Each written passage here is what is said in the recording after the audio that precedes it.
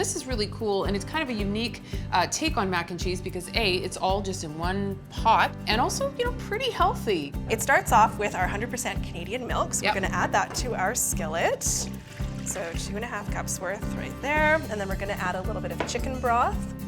So our seasonings tonight are paprika, mustard powder, salt, and pepper, and then we're going to add our whole wheat macaroni.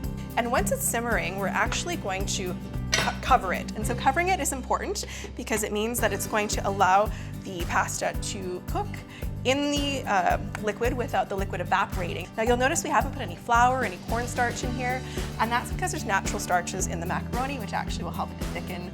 We're gonna add the broccoli. So once the broccoli's had a couple minutes to cook, we're gonna add our shredded cheese. Okay. So that's what makes it our mac and cheese. Nice and ooey gooey and cheesy. This makes a really big batch, so you can feed a large family or freeze it.